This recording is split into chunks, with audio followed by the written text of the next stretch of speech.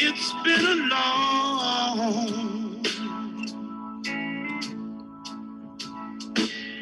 long time coming, but I know a change is gonna come. Oh, yes it will. It's been too hard living,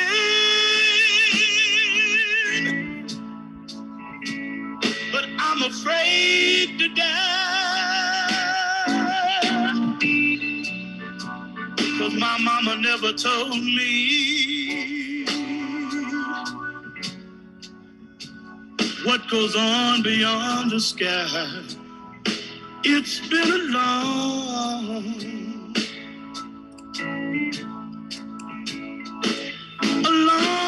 time coming, but I know a change is gonna come. Oh, yes it will.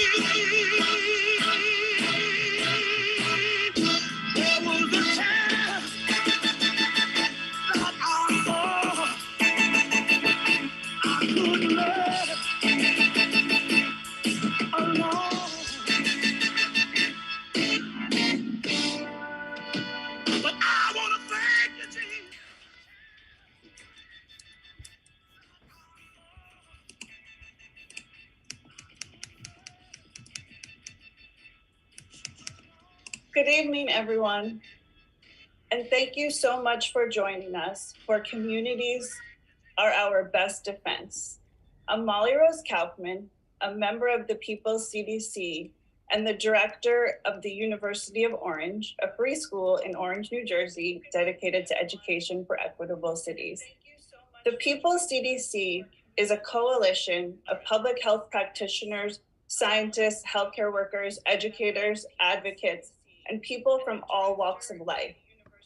We formed just over a year ago on January 13th, 2022, when a call was issued that said, under both the Trump and Biden administrations, the CDC has repeatedly bent the science of COVID against a full spectrum response, and increasingly with the aim of sending millions back to work and school under what have proven to remain dangerous conditions.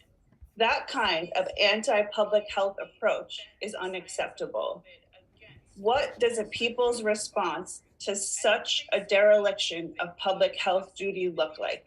Join our panel of epidemiologists and community leaders for a discussion of what an exit out of the COVID trap requires. Help set up working groups to push for specific interventions that are proven to help control both the COVID outbreak and mitigate the burdens that arise from these intercessions.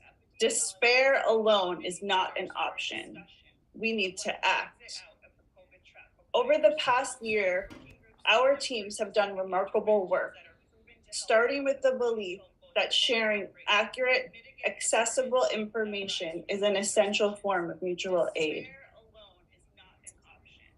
This evening, we'll begin with a COVID This Week presentation with Dr. Rob Wallace, followed by a presentation by Mary Germanis and friend of the People's CDC, Adam Moore, about organizing around COVID safety, during the UC graduate student strike. We will then hear from our teams about their accomplishments. This will be followed with some time for questions and answers. I'm sure you will leave feeling a deeper appreciation for the meaning of tonight's title, Communities Are Our Best Defense. So now I will turn it over to Dr. Rob Wallace. I need to unmute myself, as one needs to do. Hello, everybody. It's wonderful to be here. And I am an evolutionary epidemiologist. I'm at St. Paul, Minnesota. I'm going to talk a little bit about the state of COVID as it is presently. I'll talk about the state of global COVID, the state of US COVID. On our usual broadcasts, we also do a special topic. So for instance, we've reported on the impacts of long COVID on health and the economy, the way COVID is being positioned as a weapon in the kind of global rivalry between the US and China, and what Damar Hamlin's collapse on the football field might say about COVID's impact on young people's hearts. But in the interest of time, I'm just going to talk about where we are with global COVID and US COVID. Next slide, please. Thank you very much. We begin with global COVID. There in the graph in red, the Johns Hopkins Coronavirus Resource Center reports us at 2.6 million new confirmed COVID cases worldwide for the week ending January 15th. The number of global weekly deaths there in white is up to over 16,300 confirmed deaths this past week. In green, we see global vaccinations up to nearly 63 million administered for the week. Next slide, please. This New York Times map shows hotspots over the past week. In the Western Hemisphere, the US and Costa Rica are at the highest in cases per 100,000 population. Europe is reporting a retraction in caseload, although it still remains a global hotspot. Japan, South Korea, and New Zealand remain top-tier hotspots. Next slide, please. As we see from these percent changes in caseloads the past couple weeks, rebounds there in the warm colors are still scattered across the globe. In the Western Hemisphere, Canada, Nicaragua, Jamaica, Haiti, and Guyana have heated up. Europe appears cooling, but we see Ireland and UK flaring up, and we also see increases in Belgium and Eastern Europe. Iran and Mongolia continue in their series of intermittent bursts, and Thailand continues to be showing a large increase. China appears cooling off from its New Year peak after a burst of cases killed 60,000 people since early December. In Africa, Zambia, Mozambique, and other countries in the south are hosting increases, as well as farther north, Sudan and Kenya. Next slide, please. Here's the Containment Health Index. It offers a measure of the combination of non-pharmaceutical interventions that countries are pursuing, things like mask mandates, testing, and contact tracing. This is still the same data in terms of where we were at the end of the year, but we have more countries that are reporting in. Despite ending its version of zero COVID, China is still setting the pace here, followed by Zimbabwe and Iran. But for the most part, many countries have basically stripped back those non-pharmaceutical interventions. Next slide, please. And this is all going on at a time when the vaccine strategy that many governments saying are going to replace those non-pharmaceutical inventions are largely failing. So much of the world is at best vaccinated for variants that are no longer circulating. And we see uneven campaigns around the world in terms of the booster vaccination. So on the one hand, we have Chile, Peru, Uruguay, Cuba, Canada, Belgium, Finland, Germany, Italy, Australia, and Japan are displaying top-tier booster campaigns with 70 or more people boosted per 100 population. In contrast, we see near nothing in Russia, India, Pakistan, Indonesia, and those even reporting in from Africa, as well as mediocre campaigns, though it's not shown here, includes the US, but also Mexico, Brazil, China, and Eastern Europe. The CDC does report that the US is a little over 15% of its eligible population 5 years and older are up to date on their booster shots. Next slide, please. So the collapse in vaccination or kind of scaling back is kind of hand in hand with, which goes hand in hand with the kind of rollback in non-pharmaceutical campaigns. You need good non-pharmaceutical campaigns that have good vaccination campaigns. But this is all going on at a time in which multiple Omicron subvariants are circulating across large expanses of the world. And so here we have, as of January 16th, in some of the countries that are reporting in their COVID samples, And of course, this is largely biased to more high-income countries. BA5 in blue still dominates in France, the Netherlands, South Korea, and China, but is falling farther back as BQ1 in salmon and XBB in purple are coming on stronger. Next slide, please. Now, China's new outbreak has been presented in the press as if it's a grand mystery, but real data are emerging, including subvariant sequences by province, as Daniel Focasi and Federico Guelli show here. So we see new sublineages BA 5.2.48 in red dominates in the south, and BF 7.14 in blue largely in the north. But many other subvariants are in play, and it kind of offers China as a kind of reflection about what's going on here in the US. Kind of vast laboratories in both places in which a variety of Omicron lineages are newly evolving and recombining. Next slide. Now, as we've described in previous COVID this weeks, we have David Ho's team shows that one set of recombinants, XBB and XBB.1, they are in the red box on the left. Well, it's not there, but it's over here if you can see my pointer there. It's all along here, it shows that it's resistant to the kind of monoclonal antibody treatments, and the resistance can be shown across the different parts of the receptor binding domain of the spike protein there. Next slide, please. So along with mutations that allow resistance to monoclonal antibodies, we are finding mutations that are emerging that are resistant, providing SARS-2 resistance to Paxlovid, the antiviral medicine there.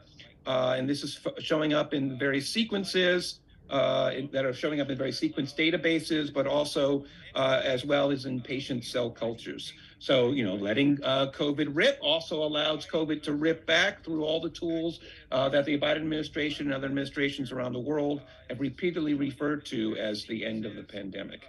Next slide.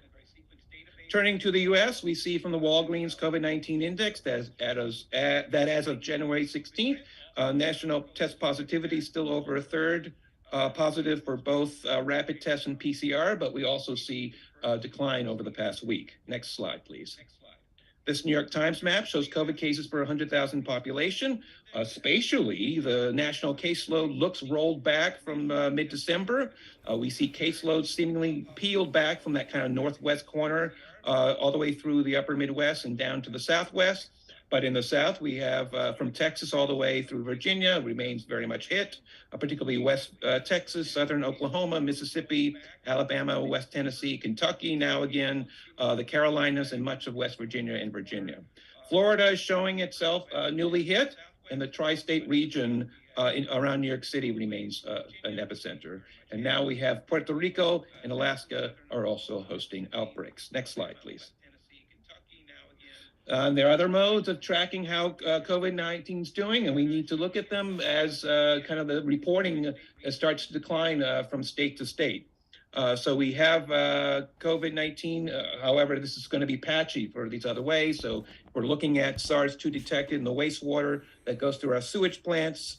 In some ways, something of a leading indicator of the pandemic. But here for January 1st through 15th, we see other than Oregon, Missouri, and the Michigan-Indiana border, and upper New York State, most of the plants reporting in fell into plant levels of 60% or more as calculated since December 2021. So they're in the orange and red.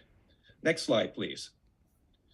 There's also a more acute measure in terms of the changes in sewage loads over the past 15 days. And perhaps that shows more easily kind of transient dynamics, things that are happening recently. And we see for the first couple weeks of January, a much more nuanced mosaic of plant results with, for instance, in the Bay Area, Southern California, Colorado, Wisconsin, Ohio, and New York State, a kind of mix of plants that are in sharp increase and others that are cooling off. Next slide. So to kind of sum up things a little bit here, here's the People's CDC version of our present community transmission by county as of January 12th, as mapped by our own Les Schaefer. The map shows the kind of combo of caseloads and test positivity that the CDC plots, although they're reporting it only once a week now.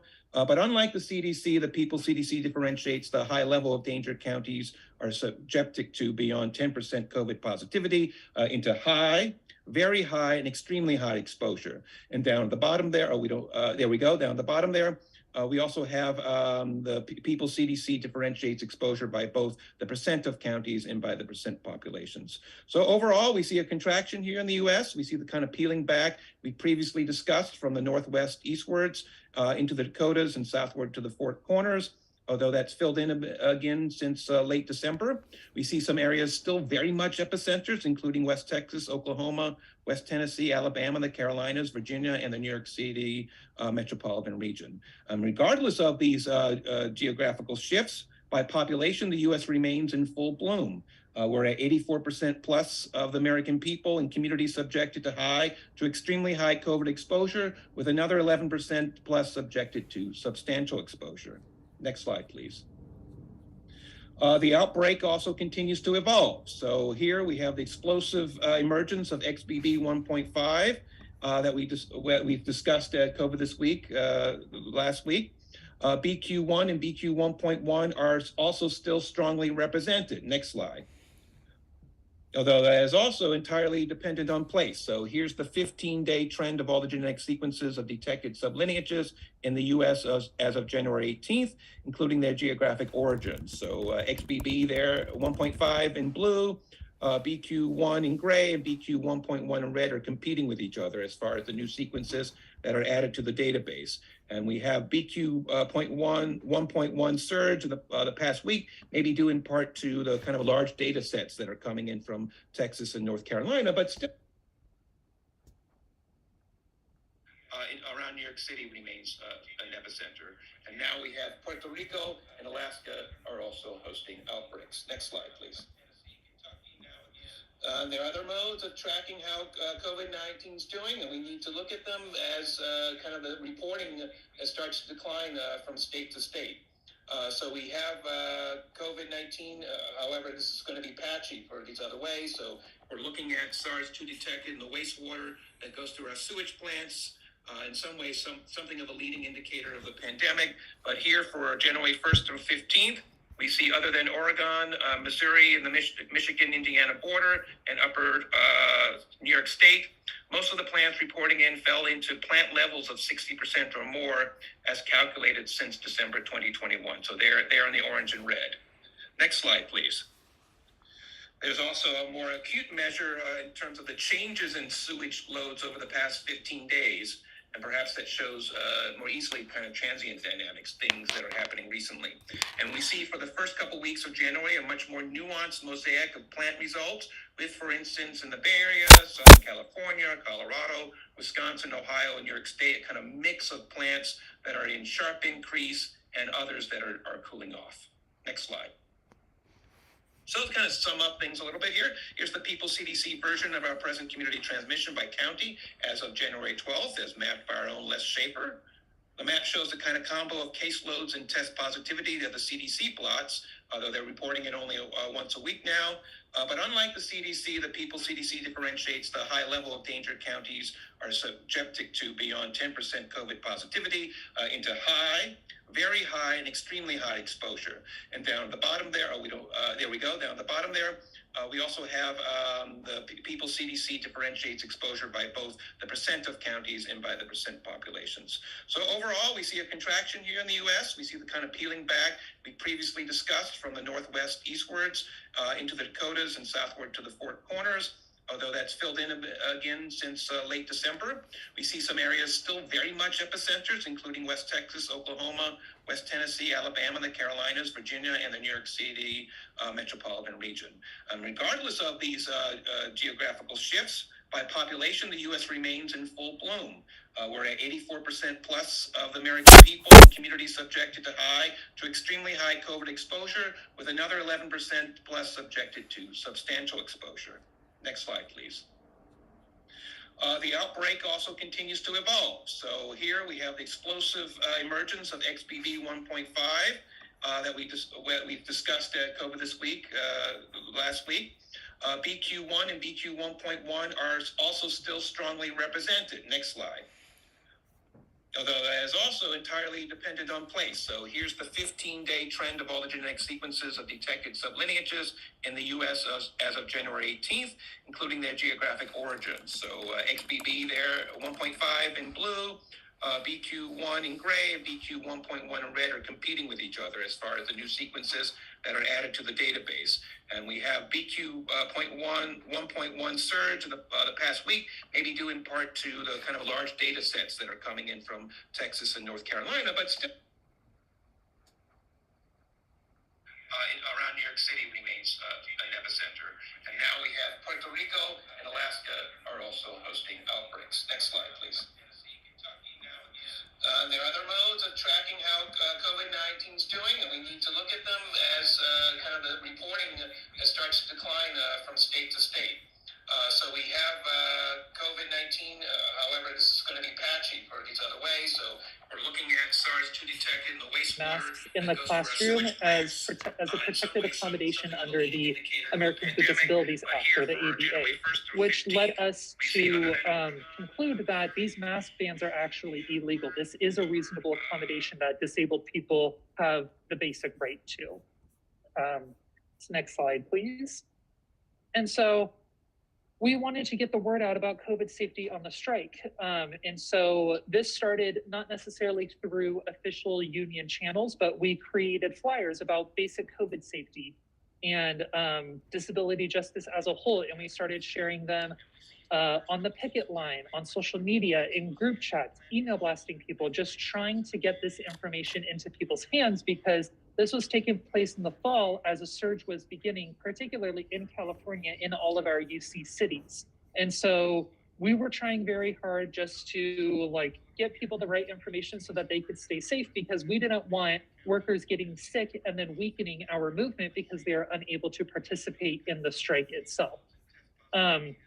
And so at first it was a bit piecemeal as we were just figuring out what we could possibly do. And a lot of this information was informed by a variety of resources that were coming out of the People's CDC. So their layers of protection document, the Safer Gatherings Toolkit, and the weekly weather report. We were sending these to people regularly to inform them hey, this is the COVID transmission in your area, and these are basic steps you can do to keep things, to keep yourself safer and to keep those around you safer. Next slide, please.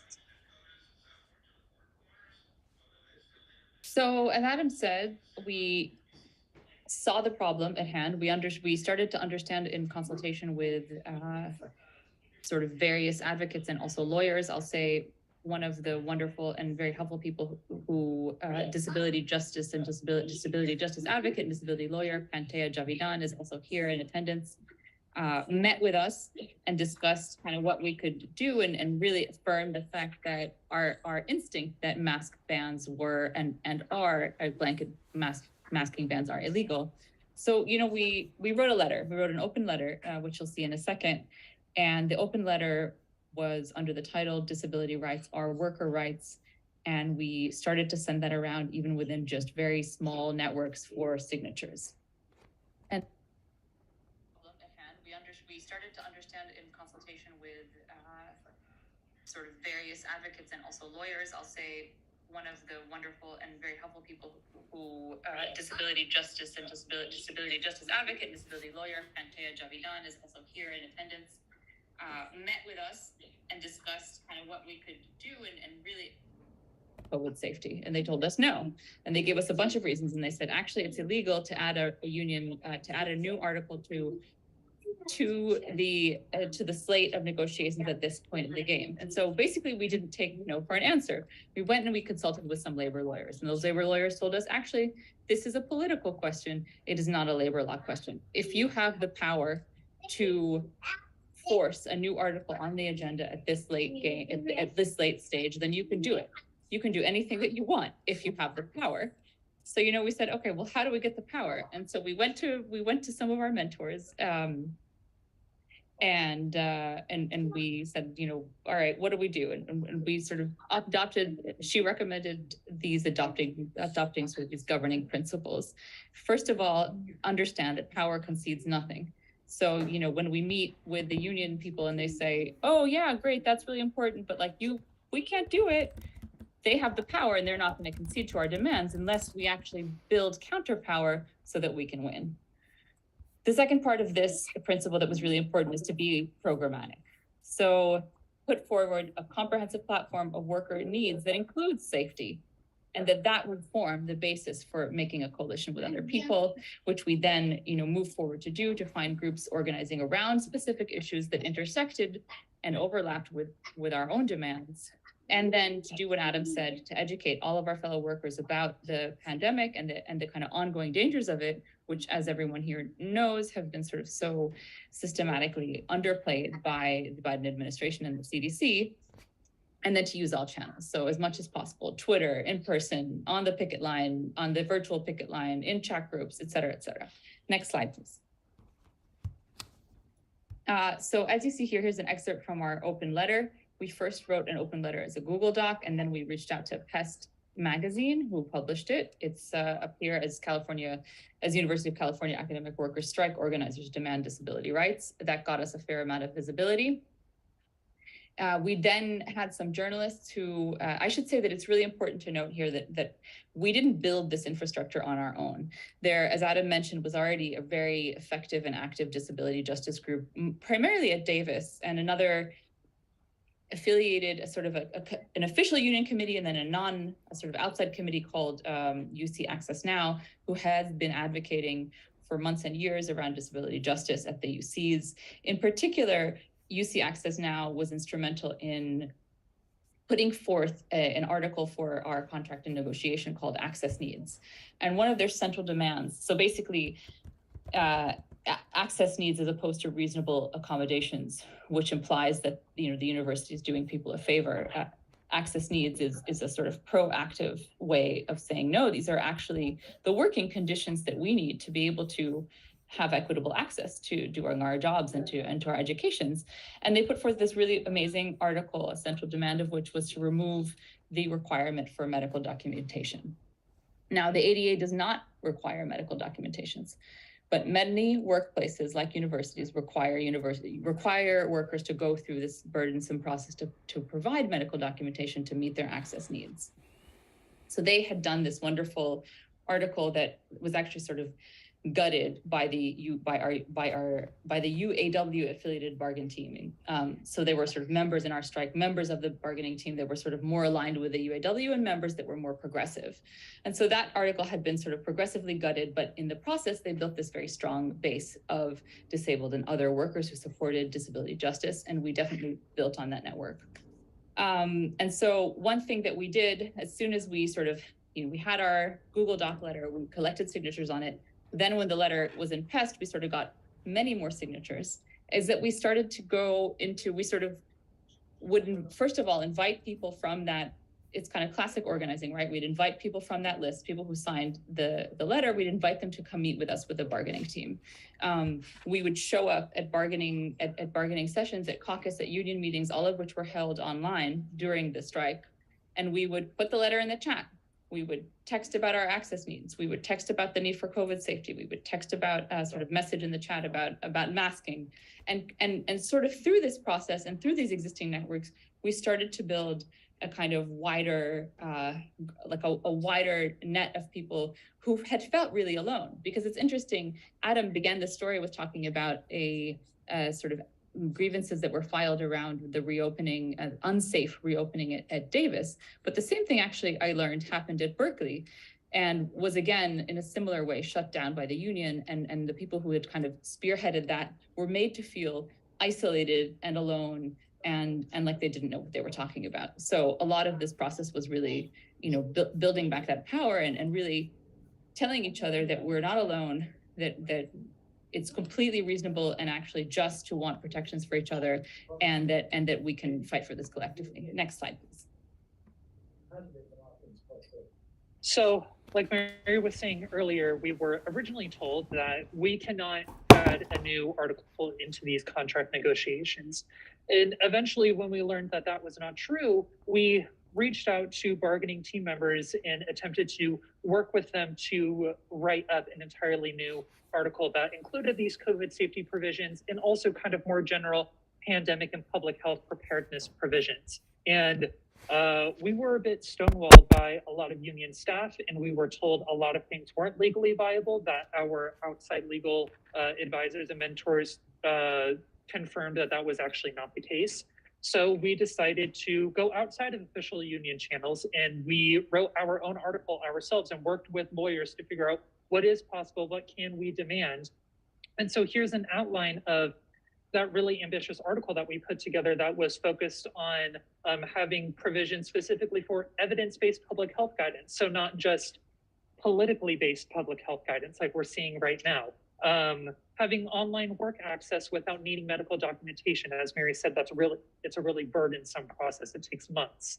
Maintaining stocks of high quality masks to distribute, making ventilation upgrades to meet standards, continued access to free PCR testing, lifting the ban on having an instructor or someone require masks in a class or lab space, require routine surveillance testing so we can actually see transmission on our campus and adjust things accordingly, having CO2 monitors to check ventilation and airflow.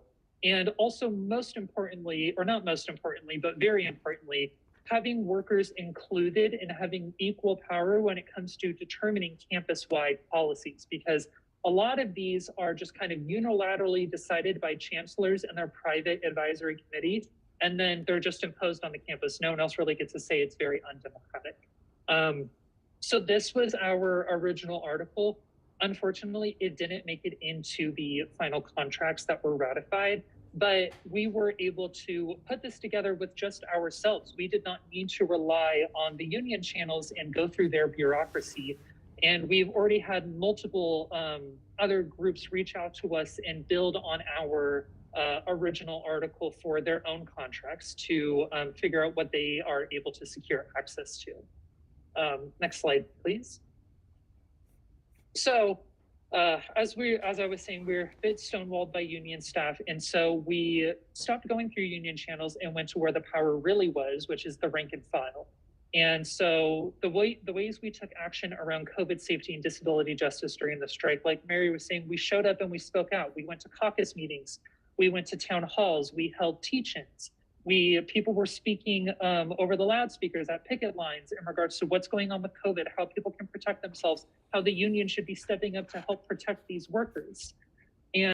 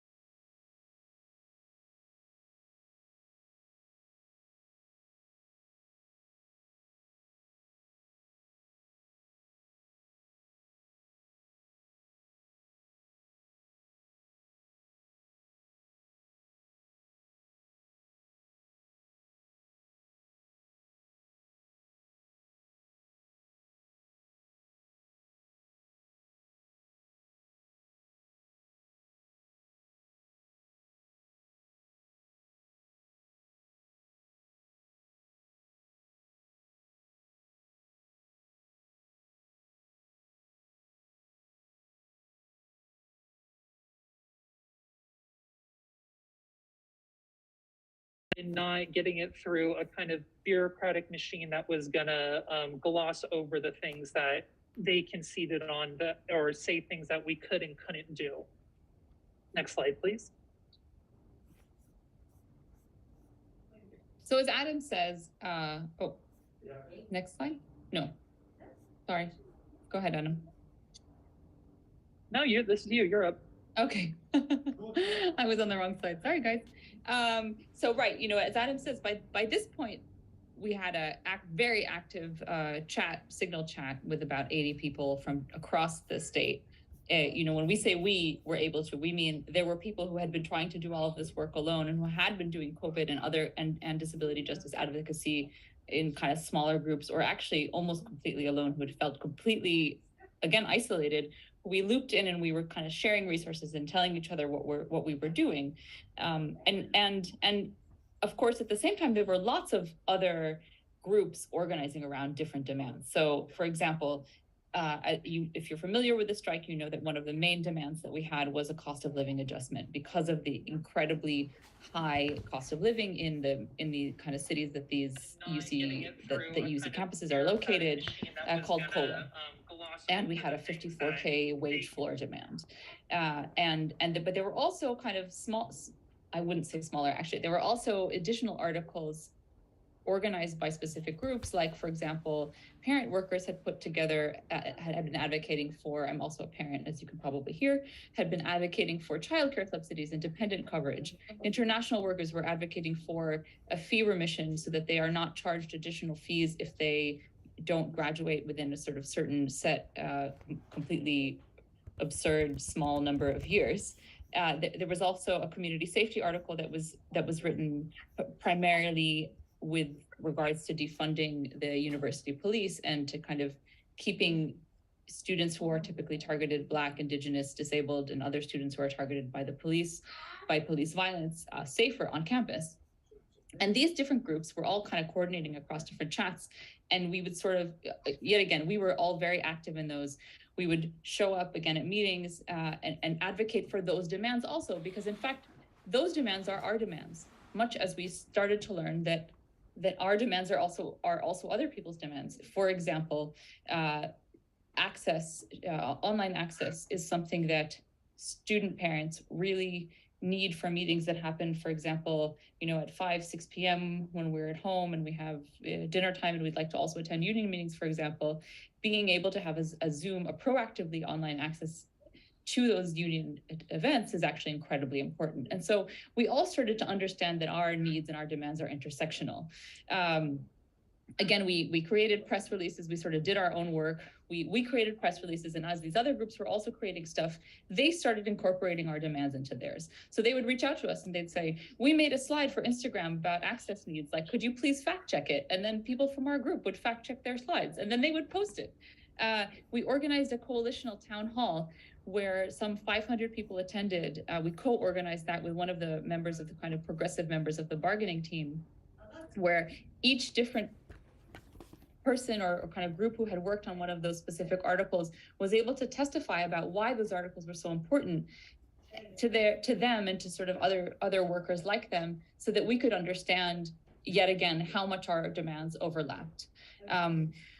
We recruited other comrades and allies to join our efforts. And then when the bargaining team sort of really quickly pushed through a very bad contract, we all kind of got on board with fighting for a no vote and yet again, creating infographics about access needs and the other kinds of demands that we all shared. Next slide, please. So the kind of really beautiful thing I have to say that happened, one day sort of towards the end of the strike, I received this email in my inbox on disability justice, the UAW statewide communications reference reasonable accommodations, and essentially saying, that they dropped the access. So sorry to say, to back up a bit, in this bad contract, they end up dropping the demand for access needs without medical documentation, despite the fact that hundreds of workers through our networks and otherwise showed up at meetings and testified these, incredibly personal and detailed and difficult stories about their inability to be able to do their work equitably because the university was creating all of these loopholes for people to jump through, right? And still, access needs was dropped from our contract. And it became like a really central rallying point to all of the groups that were fighting the tentative agreement and fighting for a better contract. And so one day, like I said, I wake up, I get this email that says, abandoning the coalition of disabled student workers who had organized to fight for an equitable, fair, and safe workplaces across the UC. And this email is literally quoting things that Adam and Megan Lynch and Heather Ringo and Raj and all people who were organizing with us had written, and linking, in fact, to the People's CDC. And we didn't know who wrote this email. So our demands took on a life of their own. They started becoming perpetuated within these spaces. And we started seeing, again, meetings, announcements for meetings where masks were required and handed out at the door, only 4 or 5 weeks into the strike, whereas at the very beginning of the strike, nobody was talking about masks. So our movement really quickly showed that people do in fact still care about keeping each other safe. They do still care about COVID. We saw this play out in action. People care about keeping each other safe, but there's been so much misinformation, and I could sort of go into an analysis of it, which I won't here. But really, when we personalize it and we ask people to take care of each other and to take care of us, they do. Next slide.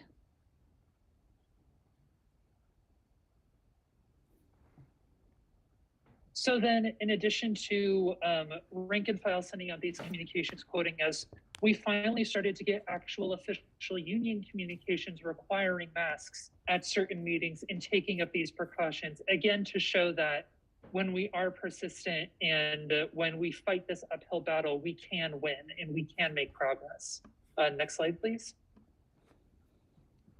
So, and this was really interesting because this study that is screenshot here came out of the CDC, and it basically shows that when people think COVID transmission is high, they will willingly take on precautions. They don't need a mandate or anything like that. The issue is that people never think COVID transmission is high anymore because we're getting all this misinformation and misconstrued from whether it be corporate media, whether it be the federal government, whether it be the CDC. And so we saw this play out in real time because we were able to share the wonderful resources from the People's CDC, like the weekly weather report that shows very clearly, hey, here's the transmission map. Here's what's actually happening. This percentage of the population is in like a substantial or high transmission zone. And so we show this to people and then they're like, oh yeah, I should be wearing a mask at the picket line. Or maybe I shouldn't go to that in-person meeting and just attend via Zoom. And maybe I should be talking to my friends about wearing a mask and doing a test before we go to the picket line. So we saw this play out in real time right before our eyes, and it was incredible. And yeah, like Mary was saying, we constantly hear, oh, everyone's over COVID. We need to move on. It's in the rear view mirror. This is a wedge issue. No one cares about it anymore. That is simply not true. People care when they think they need to. The issue is they just don't think they need to anymore. But when you educate people and show them the reality of what is happening and how it affects people and how it affects themselves, they will care. Next slide, please, and Mary will take us home. So, as Adam says, when people care, they will do the right thing. And so therefore, we are not done yet at the UCs or anywhere. California has adopted a new OSHA, a non-emergency COVID prevention regulation. It's not perfect, but it does have masking provisions, contact tracing, provisions for remote work and ventilation upgrades across public buildings. So basically, this is incredibly important. Everyone should go take a look at it. We will put a link to some of the documentation on it in the chat, but we need to fight essentially for its enforcement, which happens through pushing with legislators, through essentially working through unions, through working outside unions, which is essentially the place that we are right now, and to basically get that regulation into action and to put into practice, and to having a federal regulation that is similar for airborne virus workplace safety that is applicable across the country. So essentially what we're working on now is leaning into collective action to move forward with what we want, to get our demands from outside the union. And so some of our, again, take-home points before as we kind of close out here, the things that we learned to sort of circle back and to evoke here Mindy Fulilove. You have to build coalition. You absolutely have to understand that power concedes nothing. So we have to build coalition. We have to find other people who similarly kind of agree with us. Something else that's incredibly important that I would like to re-emphasize here is that the ban on instructors asking for masking in instructional spaces is a violation of the ADA. It is therefore illegal. And so what we're working on right now within the UC is putting that into practice, is just not accepting it, is saying, okay, let's create a pamphlet for people to be able to understand what their rights are and to unilaterally, and in fact, the union suggested that we do this a few months ago, unilaterally require masks in our classes anyways, and wait for retaliation, because the universities are not going to retaliate because they know that it's illegal, or they will find out soon. Unilaterally move things online. And the kind of other final kind of take-home point that I really want to drive home here is that part of how we were able to do this is that we really supported each other. We created spaces for people to express our difficulties to each other. You know, we had a chat, we had community standards within our group chat. So we had sort of a rules or agreements for how we wanted to interact with one another. But it was incredibly important and has been and continues to be incredibly important to have this mutual support, mutual aid space while we are coordinating around our actions and building trust together. And finally, encourage and create empowering frameworks around collective action. When people feel that we are alone, when people feel shamed that we are wearing masks or asking for protections, we feel disempowered. But in fact, it's a wonderful and beautiful and incredibly important thing that we are doing by advocating for safety for ourselves and for each other. And I hope that that is what people will take home, because in fact, when we work together, we find that collective intelligence and collective action is far greater than anything that we can do alone. Thank you everyone so much. And I'm going to turn it over to Danny from the Weather Report team.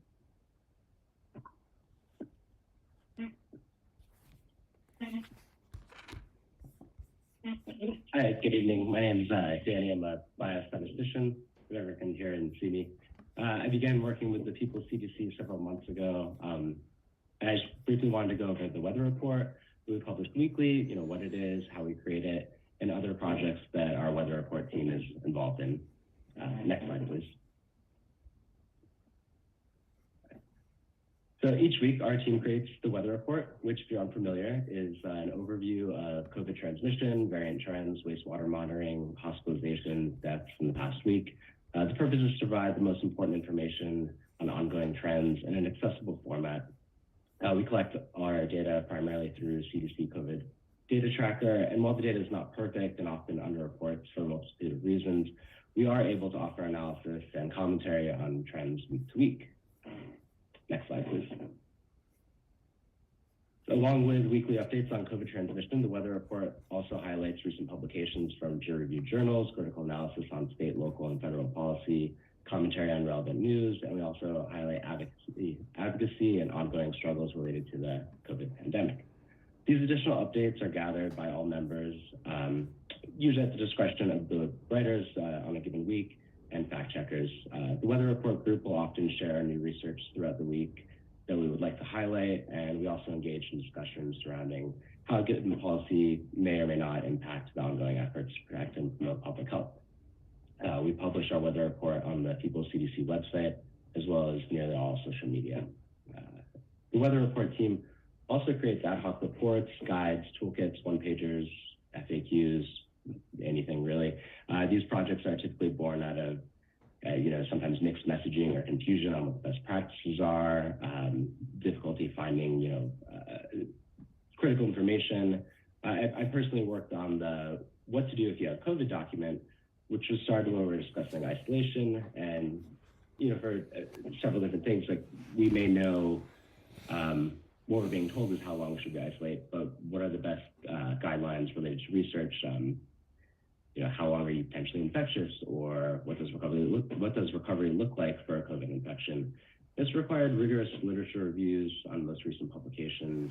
Our supplementary projects are also written to provide clear and concise guidance and recommendations at a time where it's often difficult to find. Next slide, please.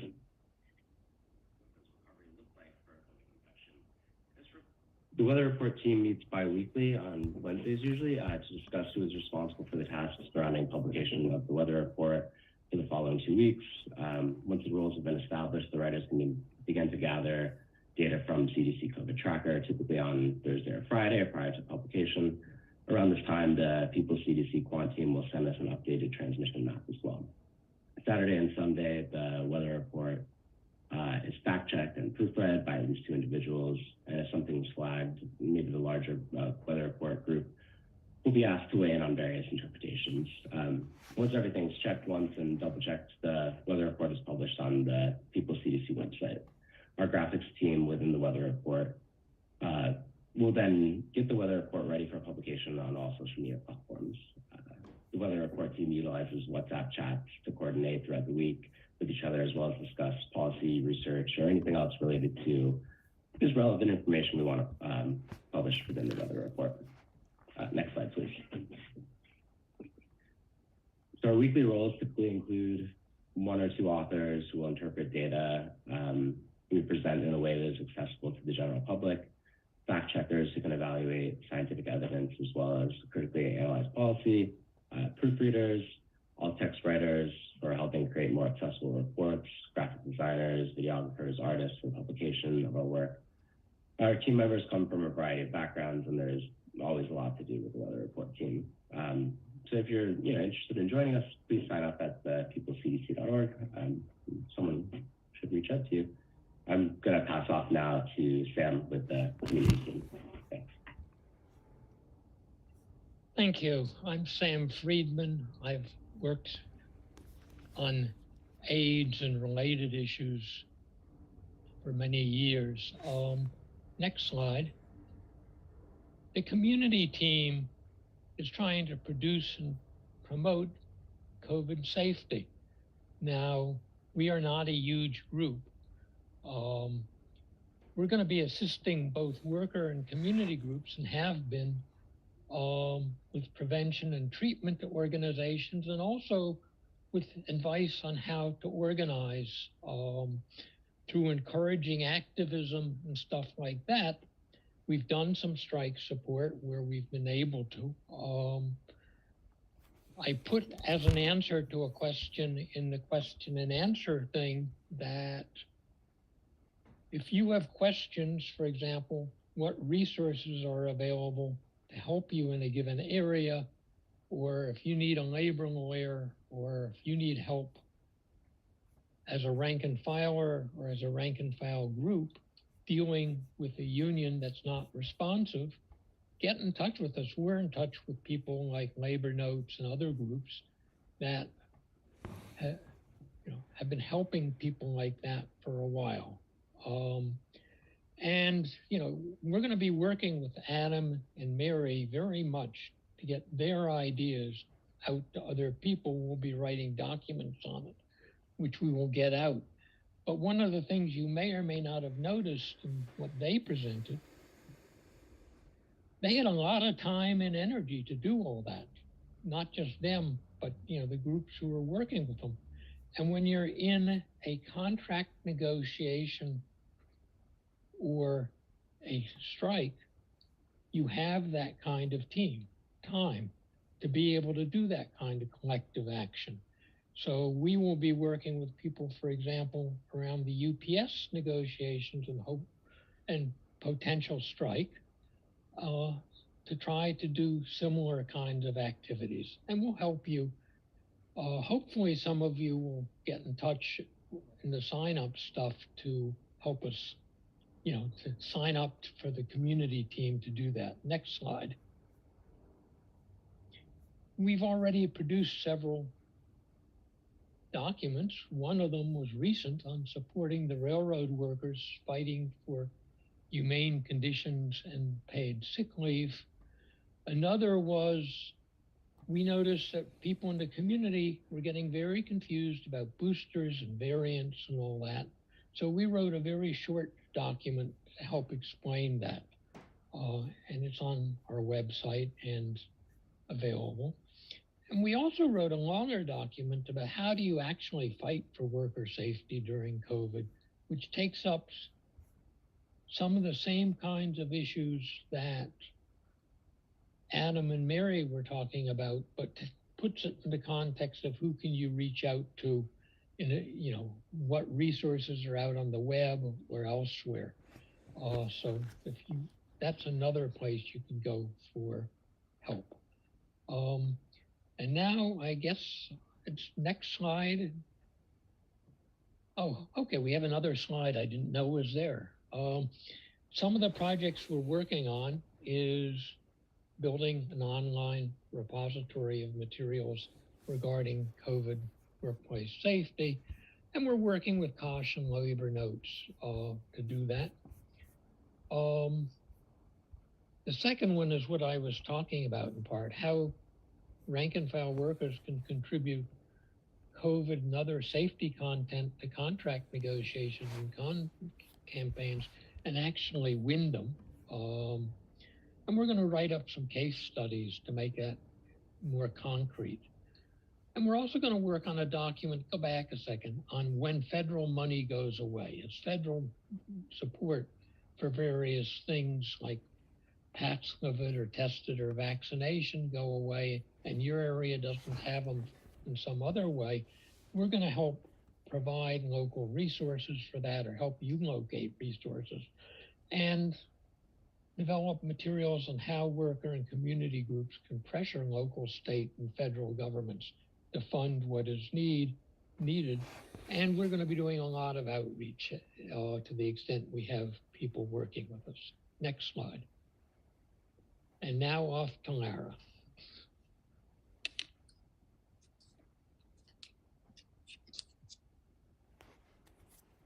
Hi, everyone. Great to see you, and thanks so much for attending and joining us and being with us tonight. I'm going to be presenting the external review, and the external review, as you may have been following the news back in spring and summer of last year, is a bit of a response to the CDC's own internal review that they did conduct. Next slide, please. So at this point, we've had almost 1.1 million COVID deaths in the US and millions of long COVID cases. And unbelievably, many politicians and even some medical professionals are suggesting that the pandemic is over.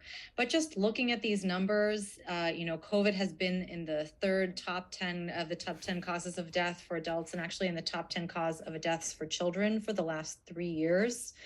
And so when the CDC announced that they were doing their own review, we in the People CDC decided that it was time to launch our own. Next slide. So via a modified Delphi process, through iterative rounds of conversation with a bunch of public health experts and affected community members, we developed a set of 8 areas of pandemic management that we identified as priorities. They include disease control, ethics, equity and justice, scientific integrity, communications, public health infrastructure, inclusion, and addressing root causes. Next slide, please. And ultimately, we ended up creating a survey focused upon those 8 areas, and we disseminated that survey primarily via email and via our public health networks, and also by direct outreach to community organizations and leaders of affected communities that have been primarily impacted by the COVID pandemic, and also in collaboration with Marked by COVID that put it out on social media. We eventually surveyed nearly 500 health workers, community leaders, public health researchers, and practitioners, as well as people who've been affected by COVID. We reviewed over 200 research articles, white papers, and pandemic policy proposals and newspaper articles. This is a tremendous body of work. The resulting report incorporates quotes like the one on the left aspect of this slide, which says, the CDC has undermined its historical reputation for public health. It should adopt a proactive science and compassion-based pandemic control and prevention strategy, which really sums up a lot of the findings within this report. And that quote is from Yanir Bar-Am of New England Complex Systems Institute. And then we eventually incorporated many quotes, and also the report was then vetted and reviewed by 25 of the survey respondents and other People CDC members. So a lot of eyes have seen and approved this report. Next slide. And ultimately, as we think back and reflect on what is happening, our administration is, sometimes sending these messages of hope or, don't worry. But if we look at the cold, hard numbers, we can see that there's plenty of reason to continue to be concerned. And we should be concerned in 2 ways. First of all, this idea that, oh, well, COVID's here, there's nothing we can do about it, is obviously and blatantly wrong. Just as you look at the numbers, life expectancy in the US has drastically dropped, and in particular in comparison to peer nations, some of whom have already started to stabilize and turn around some of that decrease in life expectancy. This image on the left here, you can see US in comparison to peer nations. The US is the curve, the lowest curve in red as compared to other peer nations that are depicted in black. And then also that decline in life expectancy has been multiplied many times over. And so in particular, groups like Hispanic and Latinx, Black and American Indian and Alaskan Native patients have actually experienced even greater declines in life expectancy. Next slide, please. And so ultimately, as the CDC COVID response coordinator, Ashish Jha commented most recently, actually last week, regarding the serious risk of continuing to allow COVID to spread unchecked. Our message to the administration is, yes, we agree with you. COVID is a serious threat, but sending the message that COVID is a serious threat without any remedy is just simply false. It puts people into despair and makes them shrug their shoulders. And as I often like to say, the National Weather Service doesn't say a hurricane is coming, we predict that this many people will die, you do you. Community is our best defense. There is a response to this, and we have some more answers for you, hopefully in the upcoming month or two. Stay tuned for the release of the external review, and we'll be looking forward to sharing it, hopefully via another webinar. Thanks so much, and I will turn it over to Karen in the art team. Thank you. Hi, thanks so much. I'm Karen McPhail-Bell, calling in from Maloney Country on the San Francisco Bay Area. I'm an artist and a health and community researcher. Next slide, please. I'm super happy to be able to share some of what the PCDC artists have been up to since we got going in 2022. So what are we about? PCDC artists seek to build collective power and equity in our work for health for all. And we do this by nurturing human expression through art and arts-based approaches. So since our small working group got started, we have hosted an open mic and generative workshop and had a number of informal virtual creative gatherings. So today we'll give you a sneak peek into some of the creative work that's coming out of our group. Next slide, please. So I'd like to first pose a question. What does it mean or look like to make pandemic-related art? So art related to these times may or may not be obviously about COVID, be it to the viewer or even to the creator themselves. So some art is obviously about the pandemic, as you can see in the image on the left here by Hope Brassfield. Hope started making buttons after her partner gave her a button maker as a fun thing to do. And she seeks to bring laughter through her buttons. And they're usually about COVID themes, such as this one, which was, what can I wear to the grocery store that will stop people asking me, why am I wearing a mask? Or asking me to see my smile, or laughing at me. So a button could be seen as just a silly thing, but let's remember that play and joy are both critical to public health as well. Some art is not so obviously about the pandemic, but addresses issues that are key to the COVID experience. So in the middle here is my latest painting called Moved On. And this is an ode to the residents and visitors of a historical landmark where I live in Redwood City called Hotel Sequoia. This was built in 1912 as the Silicon Valley's most excellent hotel. In recent decades, it has been home to SRO residents who in the past months were moved on, and the hotel is now empty, awaiting the renovation planned for by its owners. And evictions are a key part of the COVID experience for many of us, as is homelessness and cruelty to the unhoused. And perhaps all art made during the pandemic is actually pandemic art, given that art is an artifact of its time and sociocultural and political context. So as an example on the right is an image by Rachel Drymiller. She shared this during our Pandemic Pleasures open mic night as an example of simple pleasures that they're getting into during the pandemic, in this case, getting back into embroidery. We also have two poems to share with you. The first one is by Ryan Pettaway, and it's called Black and Mild, a tutorial after the CDC. And you can hear Ryan reading this on the Health Promotion Practice Journal's podcast. And the second poem we have today is by Sam Friedman called Lot's Wife Adrift in the Coronaverse. And I'll hand over to Sam now. Thanks very much. Lot's wife adrift in the coronaverse, agog at the saltwater tears of politicians and businessmen who force hungry employees to work cheek by jowl in air swarming with viruses, and beset by media blaring always, accentuate the positive, look ahead, never ever look back lest you become a pointy egghead.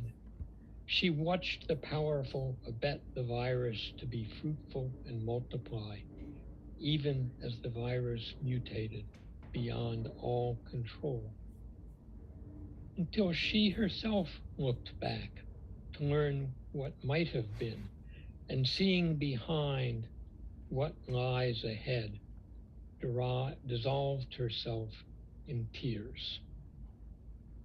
Next slide. And now I hand over to the quant group where an anonymous X will be reporting.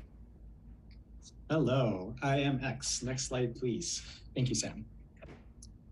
So along with the exposure map Rob explained in his COVID This Week presentation, the quant team is involved in adapting federal and other data for better public presentation. With COVID caseload data deteriorating as states begin to reduce reporting and with home testing becoming more popular, we're aiming to map excess deaths per county. Here, our team, led by Les Schaefer, is in the midst of experimenting with different ways of presenting hospitalization data by facility rather than by county as CDC does. Here are the fraction of hospital beds filled by COVID patients across the 4,000 plus hospitals reporting as of December 30th. We see in the redder dots of the Seattle and the Bay Area particularly harder hit, but also in the Twin Cities, the Houston area, Southern Wisconsin, Ohio, Atlanta, Charlotte, and up the northeast seaboard into Massachusetts. Next slide, please.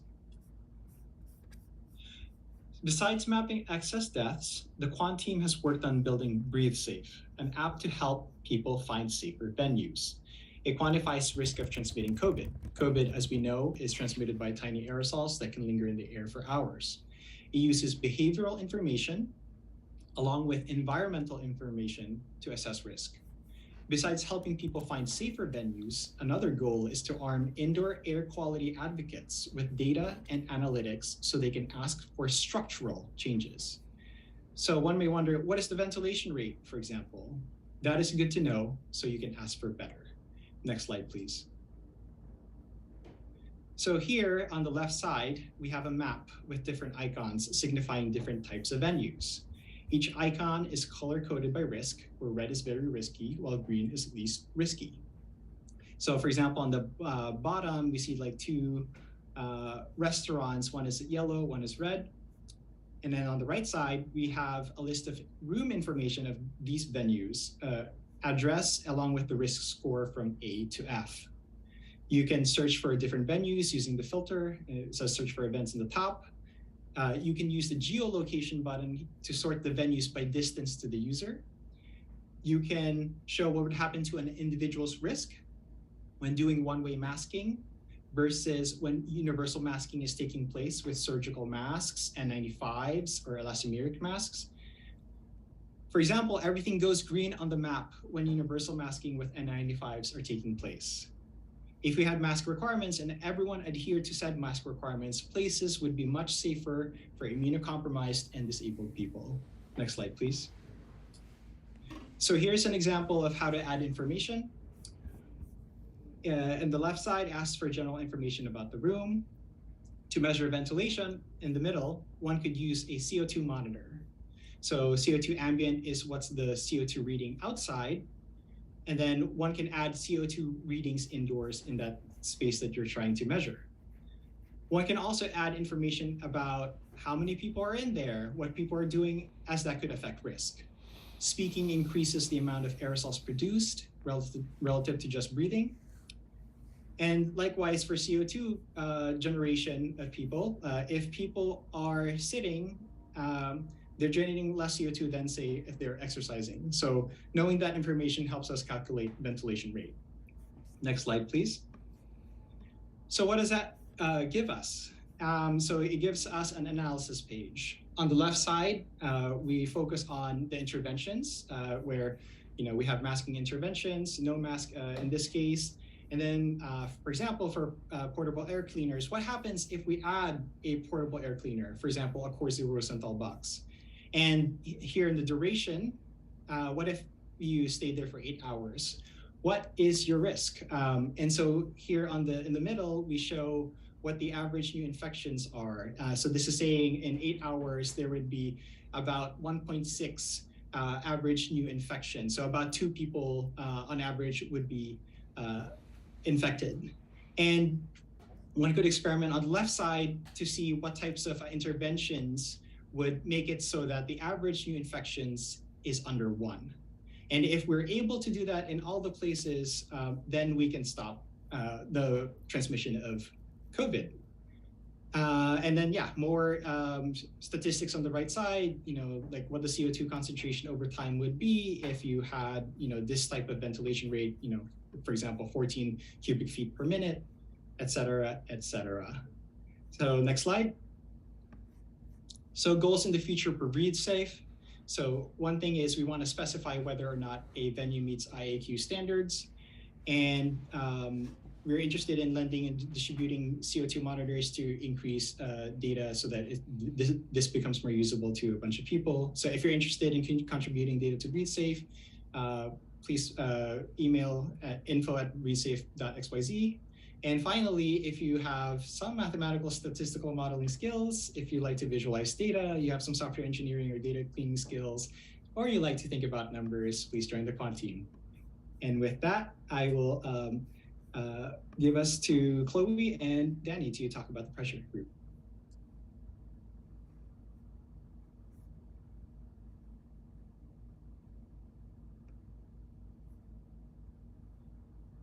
Okay, hi, I'm Chloe, and I'm going to talk about the pressure group's mission. Our group promotes vital public health solutions and policies through effective messaging and information tools such as letter templates for people to use for their own advocacy. You're invited to join us in advocacy action, developing pressure campaigns to petition, write, and call public officials to protect everybody. Public health is not about focused protection or othering and cannot rely on individualist choices nor market solutions.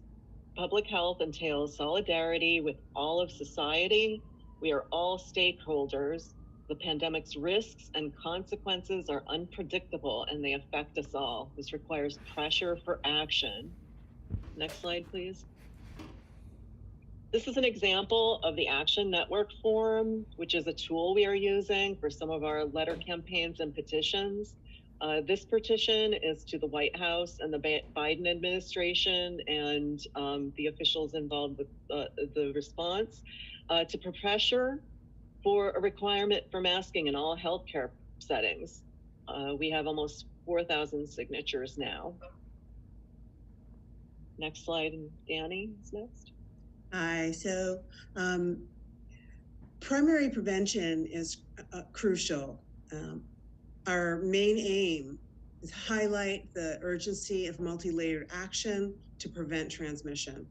The US has failed to truly address primary prevention and instead relies largely on medical interventions, or as Rob called it, pharmaceutical interventions. Officials, media, the public talk as if death is the only outcome to fear from COVID, largely ignoring the often devastating and disabling impact of long COVID. So our team's focus currently is prevention of long COVID as a key reason to prevent COVID. The only sure way to avoid long COVID is to prevent COVID. Next slide. Comprehensive prevention requires wide-ranging policies, a lot of what you've heard already. Examples are remote work and school options, paid sick leave and other supports for isolation and recovery, reduced crowding in congregate living, shelters, jails, assisted living, regulations and public funds to improve air filtration and ventilation in both publicly owned and private buildings, widespread free testing and masks, mask requirements, multilingual public education on infections, prevention, and long COVID. Next slide. Other works in progress. We've drafted a template document on myriad ways long COVID impacts individuals and society and broad prevention agenda to press state and local health departments and elected officials for action. To reach the general public, we're also seeking to publish an op-ed. We'll prepare versions that focus on specific populations such as young families, as the suggestion of those who have been publicizing the global consensus statement on COVID, recently published in Nature. We also aim to highlight the moral imperative, the nation's obligations not to neglect the highest risk, not to leave anyone unprotected. Next slide. Where do you think we should be applying pressure? Join our team so that we can act on it. And thank you.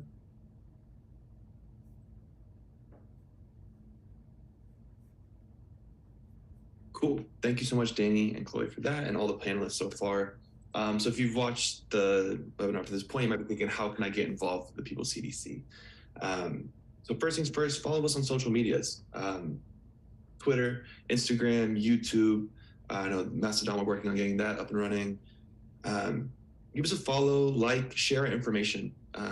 As what you heard today, a lot can be done with just sharing information. When people know and have the facts, they're more likely to take precautions. So take what we're putting out and share it with your friends, share it with your local networks and the people around you, because that's how you build community.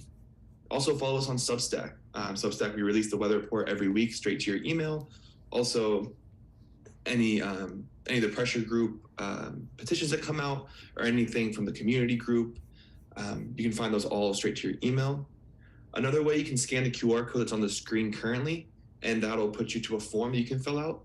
We've had a lot of volunteers sign up recently, so we're a little backlogged there, but we're working through them, and we would love to get more people involved.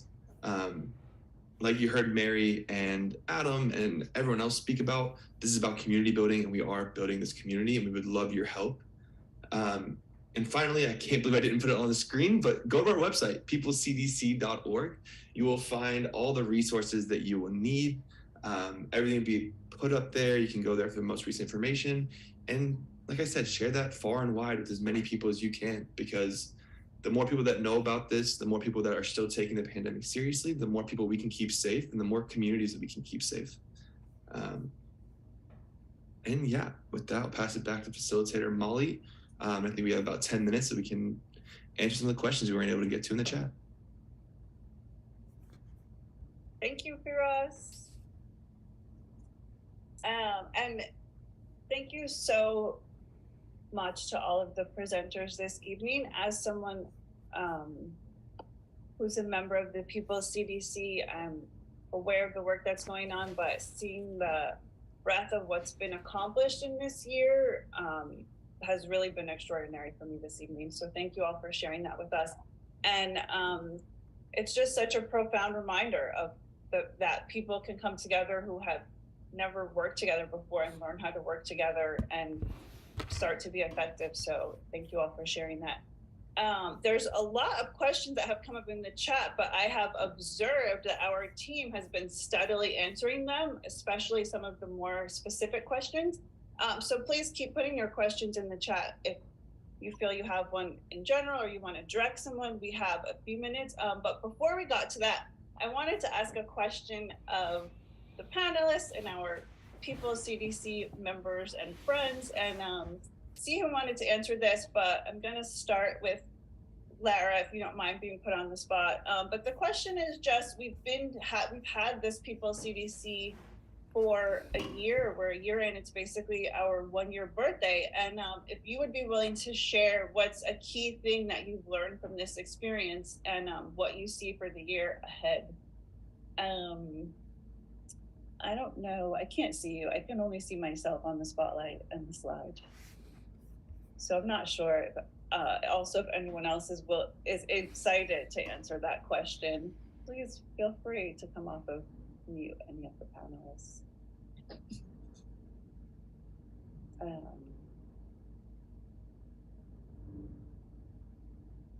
Well, I will say that a lot of people don't have their camera on who are the panelists, but I do see you, Karen. So Karen, would you be willing to answer my first question, which is just what's a key thing that you've learned from this experience of being part of the People's CDC? Thanks so much for the question. And I love the question. And for me, one of the things that is a key, I guess it's not just a learning, but it's reiterating something that I know is really important for public health. And public health is a collective act. And this is about health for all. And that means that there's a space for all to be involved. And it's phenomenal to see how the PCDC has self-organized in this way. And like ever since the Alma-Ata Declaration in the 70s has come about, we've known that a people's health movement is critical for health for all. And it still is so, so important now. So, you know, for folks who are thinking of getting involved, I just really hope that you do, no matter how big or small it is. Like, this is really about a people's CDC and a people's health movement. Thank you so much, Karen. And Mary, I see that you have a hand up. Yes, I want to add a couple of things while my children get pinched away. It's incredibly important. Part of what allowed us to do the organizing that we did at the UC was that we were not alone. And I guess that there's all, I mean, the UC is a huge campus, it's a huge workforce, but finding one other person just was essential to getting started in organizing. I'm sure that in all of the spaces that everyone is in your workplaces, in your places of worship, in your schools, there's at least one other person that you can talk to and say, we believe that keeping each other safe is essential, and how do we get started? And you just take small steps. It's essential, though, that we win back these public spaces. I know a lot of the COVID advocacy has been happening on Twitter, online, and while it's certainly essential to put information out there, you know, that is one of the central things that the People's CDC does, is that we create scientifically, you know, sort of sound, fact-check, accessible information about the pandemic. But ultimately, we have to win ground in the real world. And there are ways to do that safely. There are ways to do that without even necessarily going to places in person if you're high risk, or, I mean, again, all of us are at risk for long COVID. But we have to follow people like Mask Mandates New York and Mask Mandates US. They are laying out a really interesting and effective sort of model for attending Metropolitan Transit Authority meetings, testifying online, testifying virtually. But we have to organize, we have to win back spaces because we can and we will. Thank you, Mary. Sam? Yeah. As we build power by reaching out to one other person and starting, as Mary said, people often feel that's too difficult. Let me tell you something. It's fun. You make lots of new friends. When I look at the pictures of the other people in this group, I see a group not just of colleagues and collaborators, but friends. I've only, since this thing began, I only actually physically met with one of the people in this group who came and drove down before she moved to upstate New York to meet with me and my wife.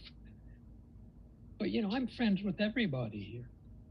And you too can do that and have a lot of fun doing. Thanks, Sam. Rob? Yeah, I endorse what Mary and Sam have said 1,000%. I think it's both an important political action and also personal action to get involved with things and not allow yourself to be cut off from the world. Look, people, CDC, we're not the CDC. We're not a $12 billion federal agency. We don't have thousands of employees. We are community members from across the country. Some of us are professionally trained, some aren't. But the point is that we respect expertise from a variety of places because it's that combination of expertise that's going to solve this.